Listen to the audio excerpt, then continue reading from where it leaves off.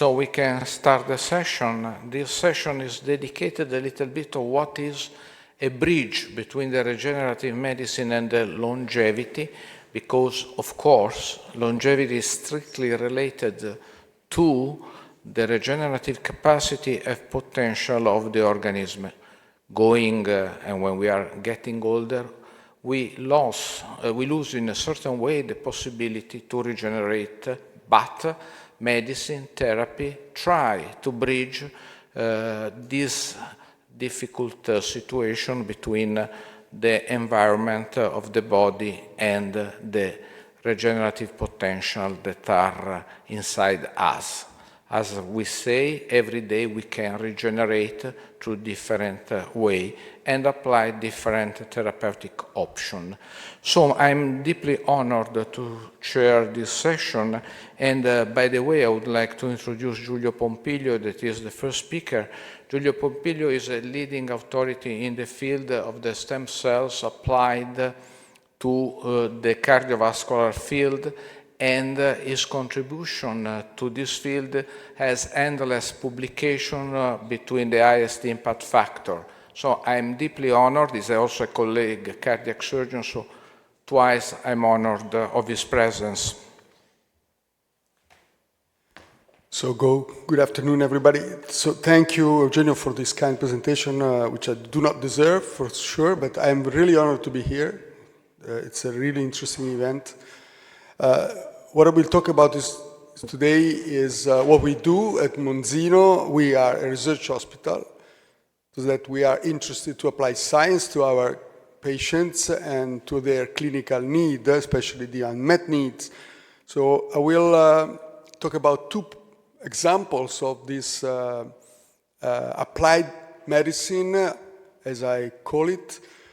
The way to disease, the modeling disease with the tool of regenerative medicine, with the IPS, especially genetic cardiac disease, and the way, the attempt to treat unmet condition with cell therapy.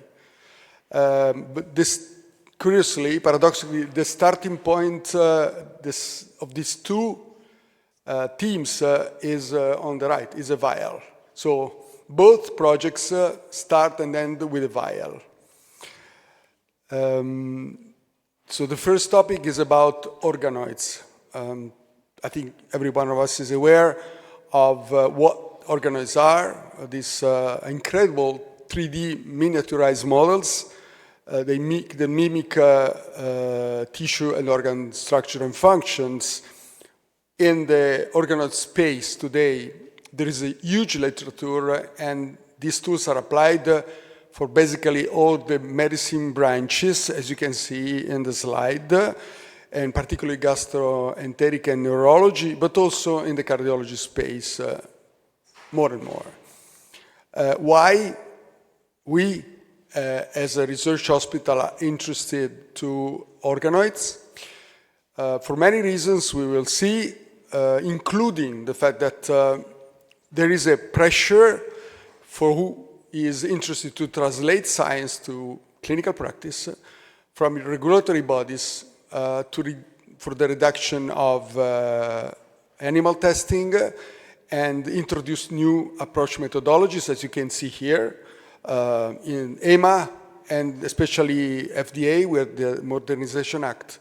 They are bringing organ-on-chip organoids as not only research tools, but regulatory grade. And we know that this is real life, because it already happened that they have been used for clinical trials. What we do with organoids, among the spectrum of opportunities that you can see, we use organoids for biobanking, for precision medicine, and for disease modeling. And this is what I will briefly address today. How we obtain our organoids that we call cardioids. So we have built up, let's say, a proprietary method to build up our cardioids using three drivers. One is common, is the activation of Wnt signaling. The second one, very important, is to find a substrate which is which has the properties of the embryo gel in which the embryonic heart develops. And the third one is looking at what happens in the embryo, a geometrical confinement.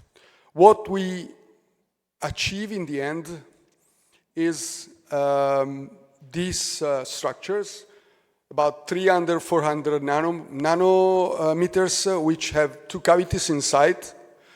They beat, and we can record. I hope I can do.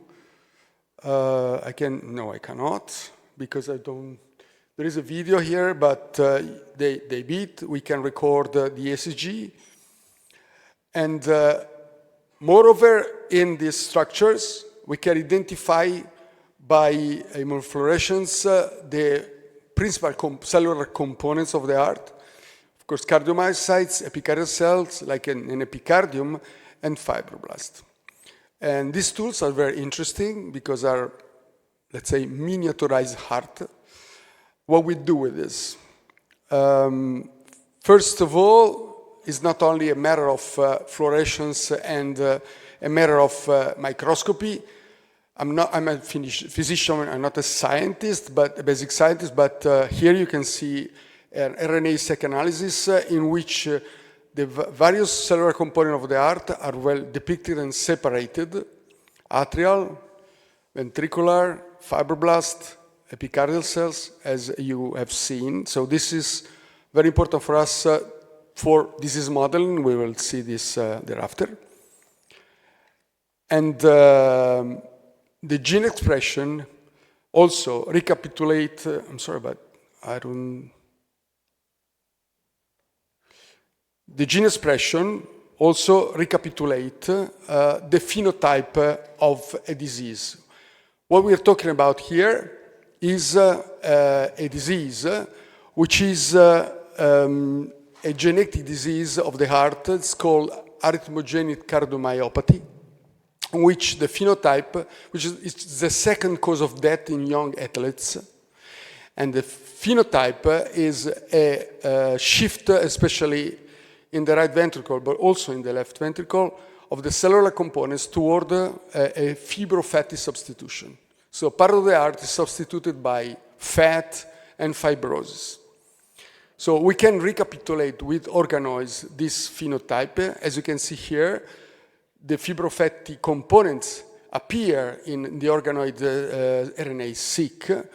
It also, Nile red in the below right, indicates that lipid cells are inside the structure of the myocardium. It's also at the transcriptomic level. And also the gene expression recapitulate the cardiac tissue ACM phenotype with some downregulation of cardiac contraction, cardiac conduction genes and immunological response, exactly what happens in the patient's heart. What we can do with this heart modeling the disease, so we can acquire a movie acquisition and look at how contraction happens and do the analysis, but above all, we can study the arrhythmogenic phenotype, because this patient died for sudden death due to malignant ventricular arrhythmias. So we measure contraction frequency and the variation coefficient peak-to-peak distance, which is an analog of arrhythmia. So, as you can see here, we have started from the very beginning studying what happens in physiologic conditions with known drug like isoproterenol. We use this drug because it has a positive chronotropic effect, and you can see in the slide that in our organoids, the increasing concentration of isoproterenol provokes a heartbeat frequency increase without causing arrhythmias, exactly as expected. So these tools respond to drug as in the patient. Another example is doxorubicin, which you know very well, is a drug causing cardiotoxicity. And this can be reproduced in organoids in terms of decreases beating heart, frequency, beating arrest, and arrhythmias, exactly what happens in the patients. Then, so what we want to reproduce in our genetic model with iPS is we use iPS cells to, of course, to build up our cardioids. And so we take from blood, from the vial, you have seen the blood cells, we obtain iPS cells, and then cardiomyocytes inside the cardioid structure. The disease is a genetic disease because has variants, causative variants in the desmosomal genes, which are the glue between the cardiomyocytes, these desmosomes. And the problem is we use organoids, especially because we don't have a fully recapitulating animal. And today, no etiologic therapy is available. It's a real unmet need pathology. What we obtain with cardioids is that they start to behave with a chronotropism, as you can see in the left, not regular as in the isogenic control, and also they have a greater rhythm variability. So they express at this level arrhythmias. But more interesting, if you take iPS and build up an organoid, a cardioid, from two patients, as you can see here, with a known phenotype. Patient A has a mild phenotype. Patient B has a severe phenotype. He underwent cardiac arrest, resuscitation, the ICD implant. Patient A is responsive to the mostly used drug, which is flecainide in these patients. And the cardioid is responsive. Patient B is not responsive clinically, and the cardioid is not responsive in terms of reducing the arrhythmic phenotype. So what we start to see is that these tools can be used in a way to mimic in vitro the arrhythmogenic phenotype of patients. Of course, this is a beginning of a long story ahead, but I think it's very promising. And to end up this session, this part, I think the opportunities are there to develop tools that will substitute, at least partly, the murine models, the animal models, and support clinical trials. On the other hand, as the Nobel laureate this morning has clearly highlighted, we have problems of variability in clones, and there is, of course, the need to standardize and to increase the robustness, the quality of internal processes to have reliable clinical readouts. The second tool, the second example I want to bring on the table is on the other side of the spectrum, try to use stem cells, mesenchymal cells, to bring a new therapy for patients who deserve it. And the clinical condition we have here is a refractory angina, which is a niche of the big pie of coronary artery disease patients, which are no longer treatable with conventional therapies. What we have developed with a startup that stemmed from Monzino and University of Milano, I am also professor of University of Milano, is a cell product, more precisely a product by process composed by a cell and the proprietary method of selection, a new characterized cells, cardiac-derived, human, and a proprietary method of selection to treat unmet disease. This cell, as this morning Professor Martino has shown for brain damage, for brain reconstruction, acts through a paracrine effect, producing neovascularization. And this is exactly the mode of action we need in those patients who need more blood supply in the heart. So we want to inject the cells in the heart in those patients who are not longer treatable and need neovascularization. The second aspect we have developed is that this is an allogenic product. It's conceived an allogenic product. So the donor is a young heart, precisely the right appendage, and the entire process is GMP scalable and end up with a vial, a cryopreserved vial, to treat the patients on site.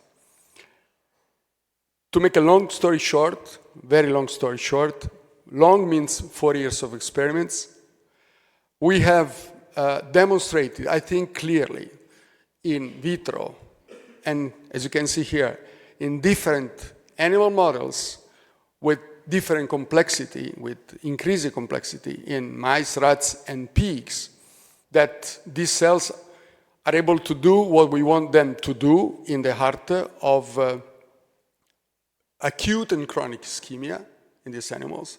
And particularly in pigs, we have mimicked exactly the clinical condition, creating a model of chronic ischemia, injection in the heart, and we have seen with clinical grade imaging test, MR, stress MR, and colored microspheres that this perfusion in this heart is perfectly increased. And on top of that, we have GLP data on toxicology, tumorigenesis, and biodistribution, which are fantastic in terms of safety. And we have also completed the GMP transfer for manufacturing of these cells in Monza and being able to deliver clinical products. So we are close to a first-in-man trial with preclinical and manufacturing transfer completed. And what we want to achieve for this patient is a product which will be deliverable to all patients on site. And the market size, although this is a niche of patients, seems to be very attracting. These are the numbers in EU5 and US. We expect 12,000 patients a year to be treated with this product, with a very conservative estimation. I hope this is a video that can show you how we have already delivered the cells in the patient's heart, but I'm not able, if someone can help me, otherwise we won't be long. I cannot start the video, but the video shows.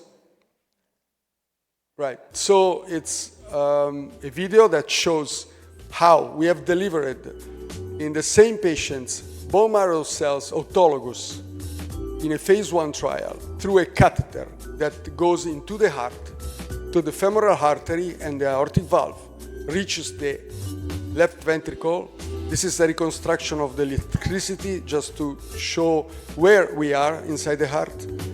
And then the cells are brought to the cath lab this way, are injected in the heart through special catheters that have needles inside, as you can see here. This is myself and my colleagues doing this again in a phase 1 with bone marrow cells, autologous, and the allogeneic setting cardiac-derived is hopefully an upgrade.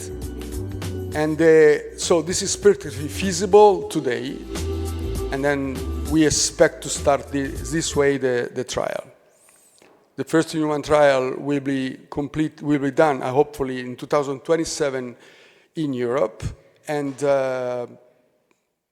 that's it. Thank you very much for the attention.